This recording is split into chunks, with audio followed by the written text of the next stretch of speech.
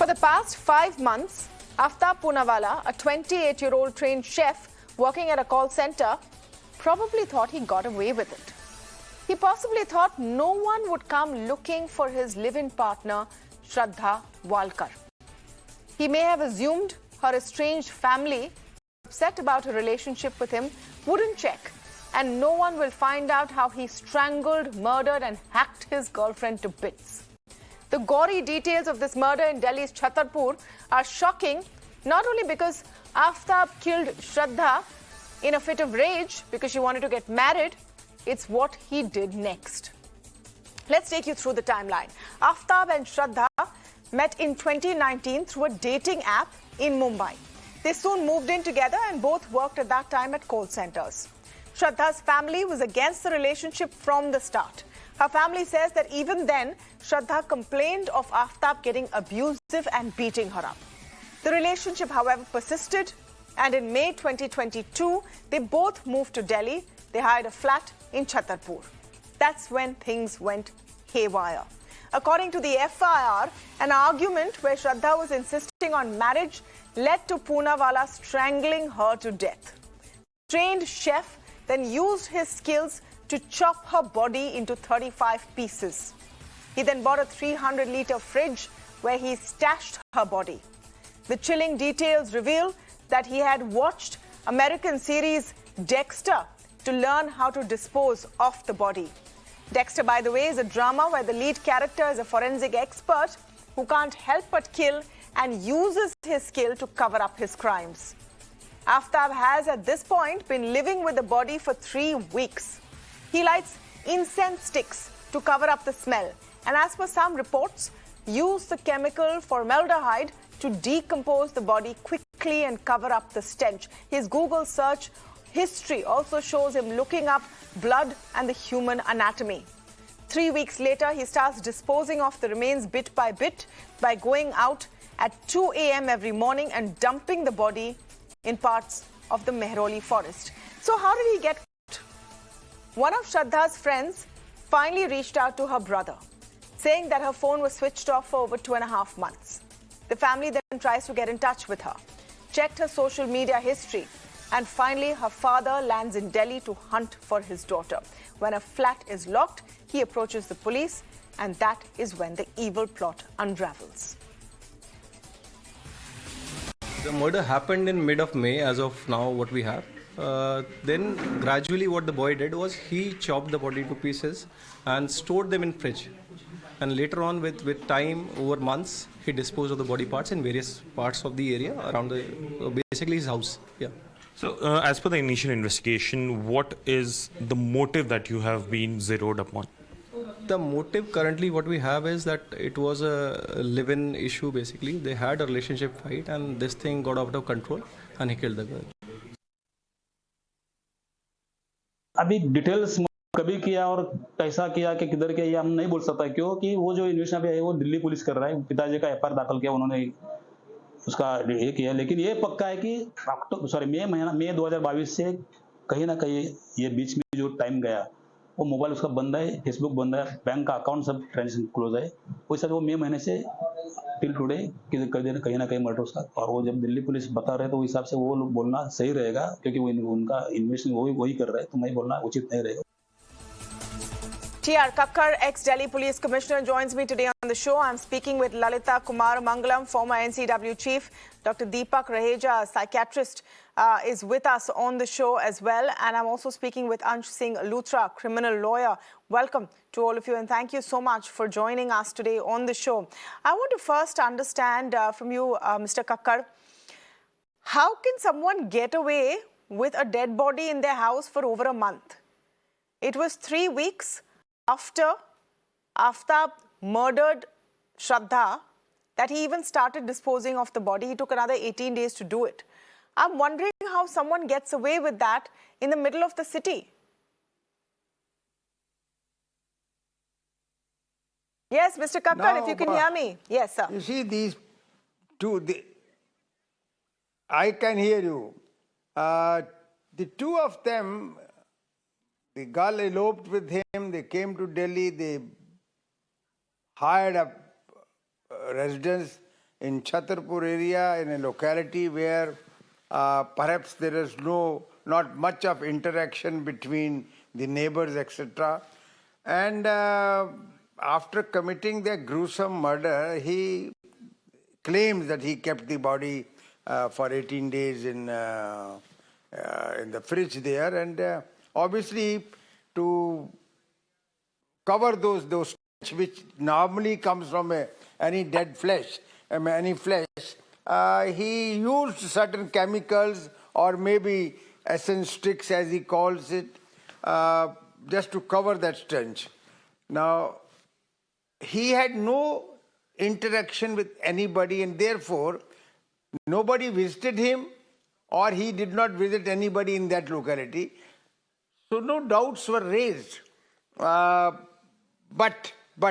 it is unfortunate that in our cities, we do not know the next person who lives with us, because we all come from different places, different areas, and it is there. The fact that he was able to cover this up, it's not very difficult in places in urban areas, you know. You know, that's actually sad and it's quite scary, to be honest, that this can be happening in a house or in a residential flat in a well-populated urban locality. Mr. Luthra, in such cases, there seems to be no, question mark over here. I don't think Aftab Poonawalla has any defense. Everything has become very clear. In such cases, how long should it take before this man is hanged for what he's done? Since you mentioned Dexter, sometimes movies imitate real life, and sometimes real life imitates movies. This is unfortunately a case where a gruesome murder straight out of a crime fiction has come to our forefront. It's a pre-planned, premeditated murder wherein it is very difficult to collect evidence at this stage because this has happened already 5-6 months ago. Now, this will all hinge on how much evidence is able to be collected. The confession statement that the accused has made will not hold good in court of law because he may take a plea tomorrow that this was made under duress. And therefore, any material that is gathered by the investigative agency as a consequence of his statement will become material and will hold good in law.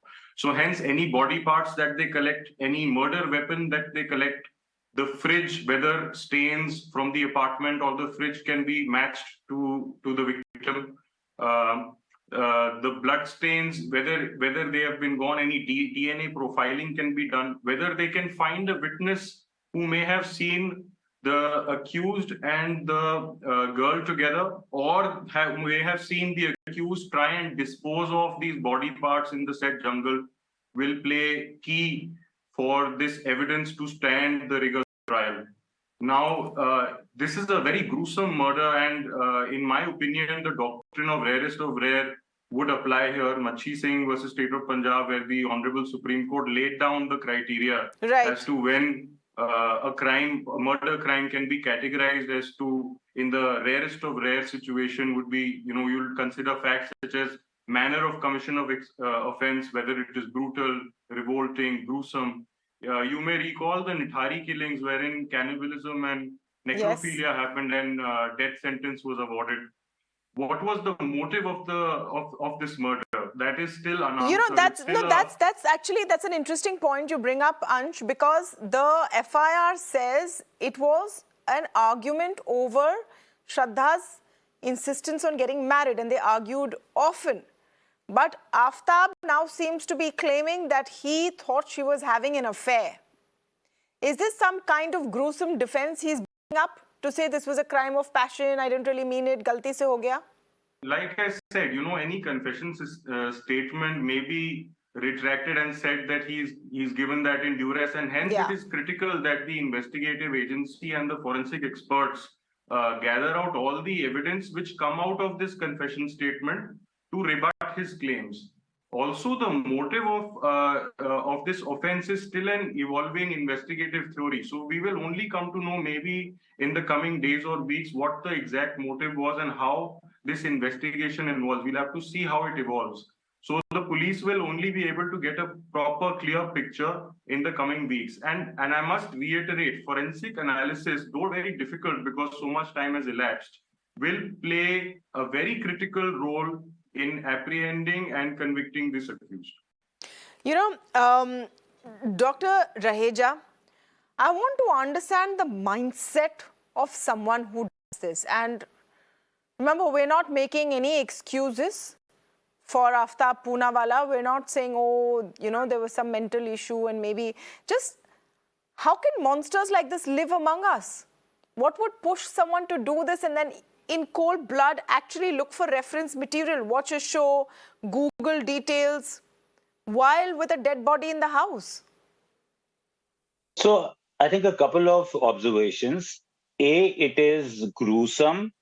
B, it qualifies to be rarest of rare. So it would be unfair to think that such a heinous crime or an act can be generalized to propel a kind of a fear in society. I mean, such people are very rare, and when they come to light, they send like shocking, spine-chilling fear nerve amongst the people around in society as to even imagine how somebody was close by living and committed an act like that. It's possibly unfair to comment on how the act happened, whether it was premeditated, whether it was an impulse, but certainly the sequel of the events that followed were very meticulously planned, were extremely cunning, were extremely manipulative, and reflects a mindset which is really, really dysfunctional, which is sick, which probably suffers from what is called as an antisocial personality disorder. I mean, for the facts that are coming are horrific and bone chilling. I mean, he ordered food and then he stored the food in the same refrigerator in which he had kept the chopped body parts. You Oh, have God. to really, really be sick to do that. And for a long time, he continued to be around the dead body of somebody whom he claimed he loved like his beloved. So it is not ordinary. It is very, very extraordinary, extremely heinous, extremely reflective of a mindset which is very sick. So it would be even unfair to say that there were no past history or past record, because now in hindsight, when we'll go into details and dig out the past, in retrospect, we'll be able to find many not telltale but clear overt signs that this individual may have had many, many serious dysfunctions and disabilities in living in society and in relationships. So it is a cause of worry, and like Mr. Kakkar was saying, we live in a society today where, in the garb of privacy, we choose to live like that. We choose to not be concerned as to who's living next door or You know, what is happening. that's why I asked him the question that, okay, maybe the neighbors would not look inside this man's house, but would neighbors or people around have not noticed that this woman is suddenly missing, that she is not to be seen? It's been 6 months. And nobody seemed to care. And Nobody seemed to care. exactly, and he would have gotten away with it if not for the friend who reached out to the family and said that, hey, I can't reach Shraddha. Lalita ji, you know, what is it also telling us about where women can turn to, or a safety net in society? Look, we still, in a country of 1.4 billion people, live in a country that's largely patriarchal. Extraordinarily, despicably, frighteningly, terrifyingly patriarchal. This case has just proved it all over again. Now, families should not stop being in contact with their girls just because they have met or hooked up with somebody whom they don't approve of. I'm not going into the religious, the political, or the other angles. I'm talking purely from the fact of being a mother. I have 2 daughters. Now, it should not matter to families to the extent that you put your pride or your social conditioning or whatever it is, other words one wants to use, before your child. Look what happened to this poor child. Really, This guy is a psychopath. Whether it was premeditated, all of that, the fact is that he killed her, cut her up, covered up his crime, took the trouble to learn how to get away with it, and almost got away with it, but for one person. So thank God there was that one person who at least cared, but she's gone. And I hope to God that our courts don't come up with some ridiculous excuse where they say criminals also should have a future, or their families need whatever, or and give them bail or something like that. I hope to God that our police are able to prove forensically, because as Mr. Luthra said, that is probably the only way in which we will be able to pin this guy down. He must be, and he cannot be, given any sort of excuse. I don't care how sick he was. If he was sick, he doesn't deserve to live in society.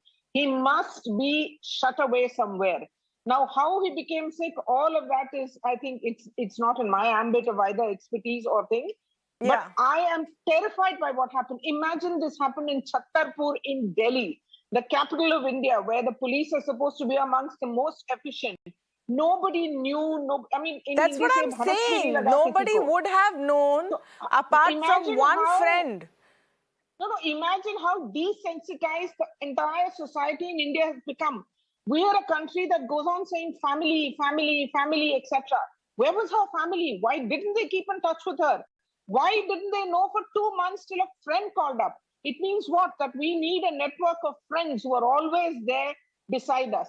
We women talk about our girlfriends, and we talk about many things like this. Maybe that is what we need to teach our children, that have a support system. Don't just think about falling in love or sex and get carried away by it. Think about it, fine. Don't get carried away by it. Where you cut yourself off from everyone else. Yes, absolutely. Exactly. You can't cut yourself off. To be traumatized or abused in any sense. Financially, economically, socially, culturally, and especially physically. Maybe she was afraid she couldn't go back to her family because they didn't approve of her. I don't know that. But I think that is also very, very, very sad that today her family must be, terribly regretting what they did. But it's too late. I don't want to be too harsh. I get your point, Lalita ji, and you're right in many ways. I don't want to be too harsh because that family is suffering today. No, I know. And they are also the victims. The criminal is the person who perpetrated this. Yes, but it's also circumstances that helped him to get away with it. That is what I am really upset about also. This guy is a psychopath. There's no doubt in anybody's mind about it. But this poor child, it means that she had nobody even to turn to. All right, it was done very quickly. It happened. Maybe she didn't have a chance to run out, etc. But nobody bothered for 2 months after she disappeared. It's not a few days or a week. Several months, actually. Several months. It's now 6 months since she's dead. So we must, all of us, it's a lesson for all of us too. Now, I'm not just preaching to her parents. I'm sorry. I should have first offered my deepest condolences to them. I am a mother. I know how it feels if my daughter even gets hurt somewhere, even at this age, quite frankly. Not that we don't have our differences of opinion, but I know how it feels. So my deepest condolences to them. But as a society, we also need to introspect. We must keep in touch with each other. We must build bonds, whether it's friends, whether it's relatives, whether it's colleagues, whether it's our neighbors. We must have backup for us, emotionally and physically. We must keep in touch with each other. This is the only thing that inspire confidence in each other so that we can confide, we can ask for help. People don't reach out. We don't ask for help anymore. Everybody says, oh, we are an introvert. What does this mean? And what is it doing to our society? This is one case that has come to light. God only knows how many like these have happened, which we don't know anything about. Exactly. Don't cut off from the rest of the world, even if you happen to be in a very deep relationship. I want to come back to the point of the forensic investigation and how this will close up. Mr. Kakkar, I'm asking this question because we have unfortunately seen convicted criminals getting away because of shoddy investigation. And we've seen that a case like that in a rape and murder case only last week because there was a poor investigation. Now, as of today, the day the story is broken, we're all talking about everything in the FIR and looking at it as the gospel truth. It may be on the face of it, but in the eyes of the law, all of these claims in the FIR will have to be proven by the police, isn't it?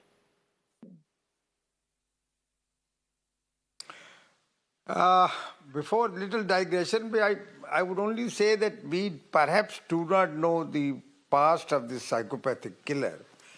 But fortunately that he's now been caught. If not caught, he could have turned himself into a serial killer. I'm very certain of it. Because if he had got away, then he would have got emboldened. Now coming back to it, this is a case which depends 100% on circumstantial evidence and on the expertise of the forensic experts to join dots. For example, let me tell you, he told that he killed that girl. If he has killed that girl, and I believe he has killed that girl in that room, however hard he may try, still some specks of blood will still be there in some corner of the house. 2, fridge. Again, whether he's washed it with chemical or somewhere, we can still find the traces. We'll be able to find the traces. He disposed of the body in some forest, jungle, wherever he has done that. Body parts may have been eaten up by animals and by ants and anything that you might say. Because after all, it's a 6 months period. But those bags in which he had taken those, if they are plastic bags or some other bag, they would still be flying around somewhere there. Even if one bag is taken and examined, we'll be able to connect this man with the blood there and blood in the fridge and blood in the house. That is not an issue at all. Otherwise, the circumstantial evidence, like where did he obtain the weapon and where did he obtain the chemical and all that, those are issues not very important, but those do connect the dots. Now I was just listening to Madam. You see, we in the urban and semi-urban areas, the position is something like this. After all, I put in over 3 decades of service in the Indian Police Service and have seen many people and many places. In the smaller places, everybody knows everybody. In a village, for example, we are yet to come across a case committed by somebody against a woman in the same mohalla, because he's always scared that ye uska beta hai, ye uska, dekho ji dada uska aisa tha, so he always little scared whether the person is saint or not, but he's scared already. In the urban and semi, the people come from all over the place, they have no connection at all, they don't want to talk to each other, and even if they talk, it is just business, there is nothing else.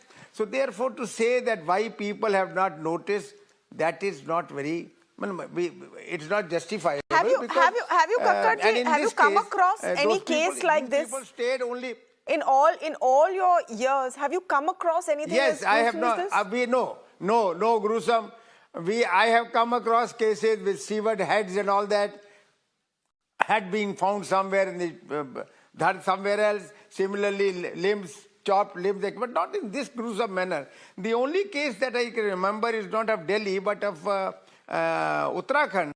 In 2010, I remember an engineer of the junior engineer of the UP had killed his wife in the similar fashion and had stored the entire body in a fridge and kept on telling his son and daughter that she had gone on a pilgrimage or she had gone to relative, etc. He was ultimately caught. Let me tell you, the crime does not pay.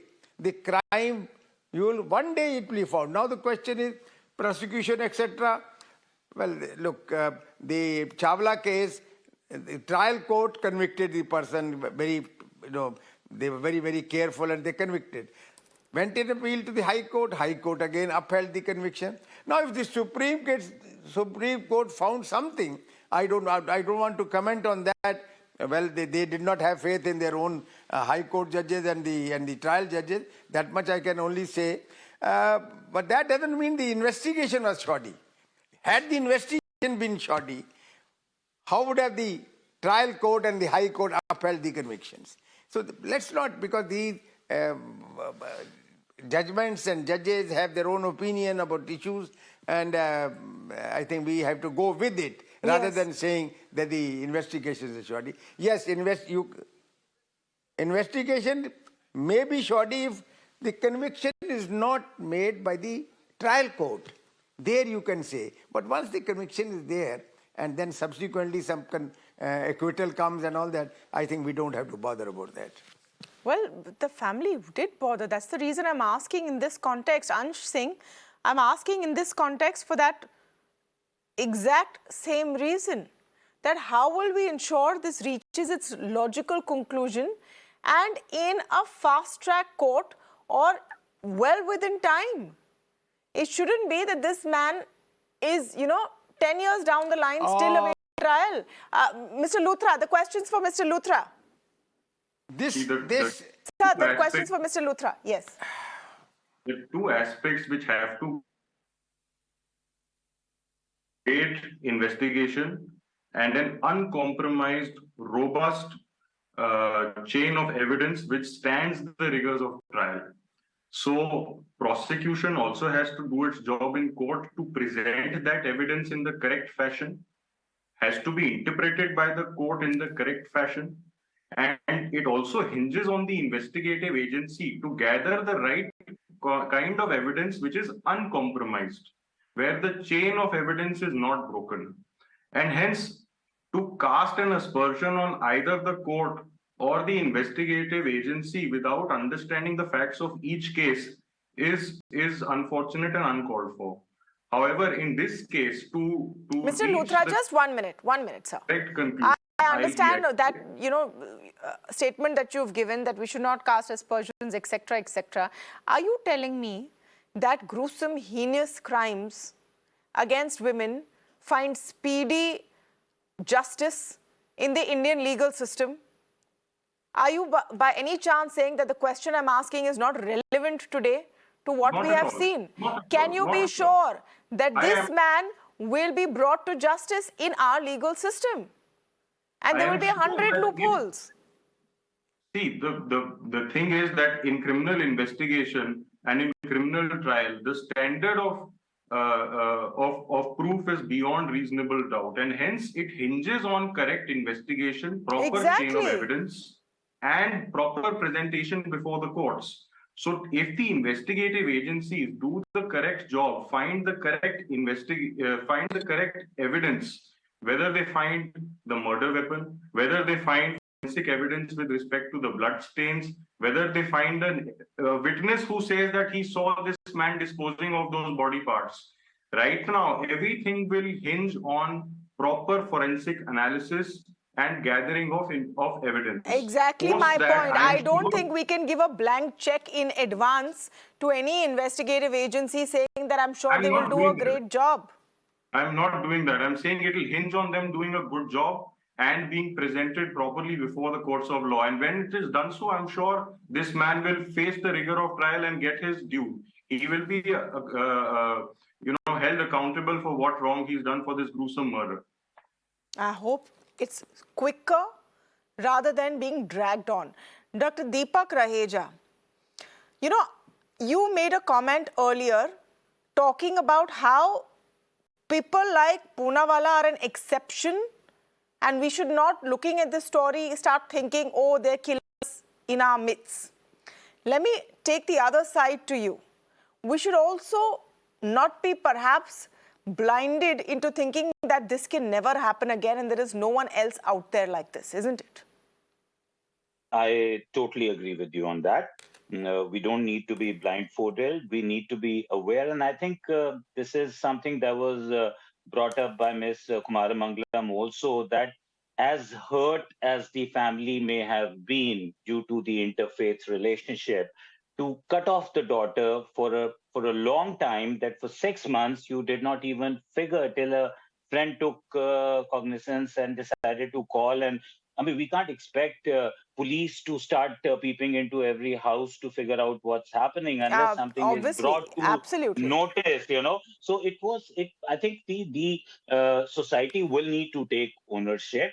I think the whole milieu and the fabric of society, and certainly the stature of the mixed population that a city like Delhi poses, with so much of migratory population, and in the garb of privacy, we start drawing boundaries as to how much we should invade into the neighborhood. I think we need to be vigilant. We need to keep our eyes and ear open and not just be blinded to presume that if it's not happening to me, I should not be worried or concerned. And I think with deepest condolences to the family, I think a very strong message needs to go to all of us that as hurt as we may be and as blinded and as distraught we may be by a decision that a child makes, it is totally unfair to cut off the child for a long time, that we don't even take stock of what is happening, and maybe if things were perceptive, I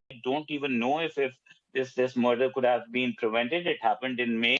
It is extremely gruesome, and like Mr. Kakkar also said, we are glad that he's behind bars, and the justice shall prevail, because it is definitely unsafe for the likes of Mr. Aftab to be out there in the open, because they can have a propensity to be serial killers. They can. Yeah. No, but I think the valid point over here is that if Aftab thought someone would notice very quickly, he may have been hindered. We don't know today. It's in the realm of speculation. But was he encouraged to cover this up by the fact that no one will ask about her for a long time? Yes. Because there was clear-cut precedence. Probably people may not have been in touch Yeah. with him, and he would have figured that he'll probably get away with. Probably also not only prompted him, encouraged him to commit the crime seamlessly, but also to plan the sequel of events thereafter without worry, without guilt, without any fear of being discovered and caught. Absolutely. Just a complete shocker over there. We hope that the entire case then follows a logical conclusion, does not languish in our judicial system, and Aftab definitely will not get away with it. Thank you so much to all of you for joining us on the Bleed story this evening on Beyond the Headlines. I'm moving on to another top